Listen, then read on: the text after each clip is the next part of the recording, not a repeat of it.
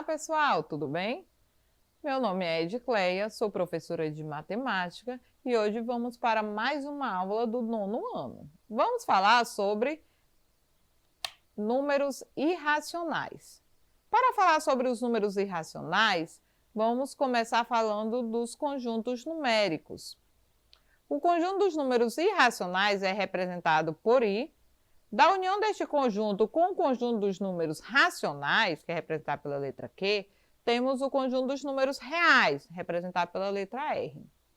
O conjunto dos números irracionais possui infinitos elementos, sendo que existem mais irracionais do que racionais. Nós vimos em aulas anteriores que nós temos o conjunto dos números naturais, que são os números positivos e o zero. Nós temos o conjunto dos números inteiros, que são todos os naturais, mais os números negativos. E nós temos os números racionais, que são os números inteiros, que também são os números naturais, mais os números que são representados em fração e em dízimas periódicas. E, fora isso, nós temos os números irracionais, que não são números racionais. Eles todos englobam o conjunto dos números reais. Vamos calcular a medida da diagonal de um quadrado de lado igual a 1. Nós temos o quadrado aí, o lado dele é igual a 1, nós vamos calcular ali a diagonal. Podemos perceber que nós temos ângulos de 90 graus ali. Nos cantos nós temos os ângulos de 90 graus. Um quadrado tem 4 ângulos de 90 graus. E oposto ao ângulo de 90 graus, nós temos a hipotenusa, que é ali a diagonal, que nós estamos representando pela letra D. Pelo teorema de Pitágoras, temos que o quadrado da hipotenusa, ali no caso o quadrado da diagonal, é igual à soma do quadrado dos catetos. Os catetos ali são os lados. Então, nós vamos ter que D ao quadrado é igual a 1 ao quadrado mais 1 ao quadrado. D ao quadrado é igual a 2, D é igual a raiz de 2. Vamos tentar achar o número para raiz de 2, o resultado de raiz de 2. Raiz de 2, se colocarmos como resposta o número 1, sabemos que 1 ao quadrado é igual a 1 vezes 1, que é igual a 1. Então, é um número maior que 1. Raiz de 2 é um número maior que 1. 2 ao quadrado é 2 vezes 2, que é igual a 4. Então, a raiz de 2 ela vai estar entre o número 1 e o número 2. Vamos tentar o 1,4 ao quadrado. 1,4 é 1,4 vezes 1,4, que é igual a 1,96. Se 1,96 está próximo de 2, mas ainda não é 2. Vamos tentar 1,5 ao quadrado. 1,5 ao quadrado é 1,5 vezes 1,5, que é igual a 2,25. Já passou de 2. Então, o número vai estar entre 1,4 e 1,5. Vamos agora ver 1,41 ao quadrado. 1,41 ao quadrado é 1,41 vezes 1,41, que dá aquele resultado ali, 1,9881. Chega bem perto de 2. Vamos ver 1,42 ao quadrado. 1,42 ao quadrado é 1,42 vezes 1,42, que é igual a 2,0164. Vemos aí que 1,42 ao quadrado passou de 2. Então, podemos dizer que raiz de 2, se nós colocarmos pela calculadora, se formos dividir raiz de 2, nós teremos como resultado 1,414213 e até infinito esse número. O resultado desta raiz é um número decimal infinito e não periódico. Curiosidade.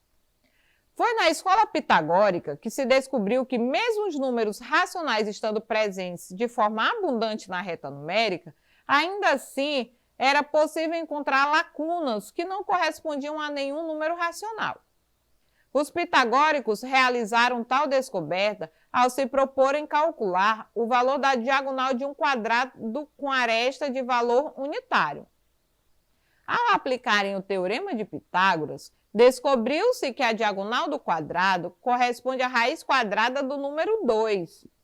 Após fazerem inúmeras tentativas para tentar encontrar uma fração que representasse a raiz quadrada de 2, acabaram por concluir que essa raiz não apresentava uma fração, descobrindo-se, assim, os números irracionais. Os números irracionais são números decimais que possuem uma dízima não periódica infinita. Recorde que a dízima pode ser do tipo periódica ou não periódica. O critério de periodicidade determinará se o número decimal pertence ao conjunto dos números racionais ou irracionais. Os números racionais não podem ser obtidos através da divisão entre dois números inteiros. Não podem ser representados da forma A sobre B. Exemplos de dízimas periódicas. 0,3333. Nós temos aí o período igual a 3. 28,5757, o período 57. 125, 125,038, nós temos o período 038. Agora vejamos alguns exemplos de irracionais. Os irracionais nós sabemos que não tem período, ou seja, não tem aquele número que se repete. Raiz de 3 é igual a 1,732080758 até infinito. Raiz de 5 é igual a 2,236067 até infinito. Raiz de 7 é igual a 2,6457 e assim até o infinito. Classificação dos números irracionais. Os números irracionais podem ser algébricos ou transcendentes. Será algébrico quando satisfaz uma equação algébrica de coeficientes inteiros.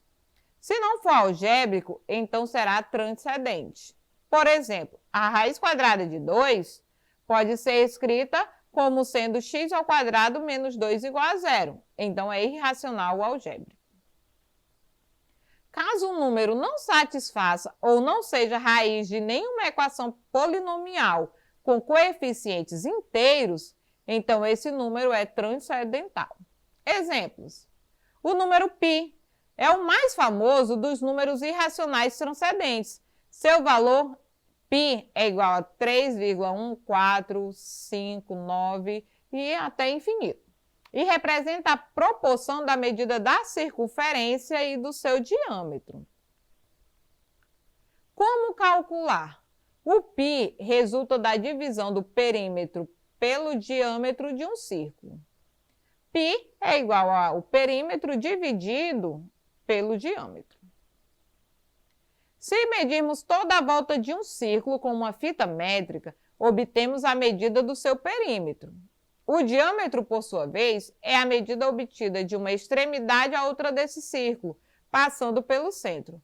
Dividindo a medida do período pela medida do diâmetro, o resultado será o número π. Nós temos aí a circunferência, o perímetro. Se nós abríssemos ali esse círculo, se colocássemos ali uma fita, nós teríamos aquela medida ali onde está perímetro da circunferência. E o diâmetro, nós temos ali, que vai de uma ponta a outra da circunferência do círculo. Vamos falar sobre o outro número transcendente, que é o número de ouro. É uma razão áurea que matematicamente representa a perfeição da natureza, sendo caracterizado pela letra grega φ. É representado pela seguinte razão. Φ, tem essa representação aí, é igual a 1 mais raiz de 5 sobre 2, que é igual a 1,6180 até infinito.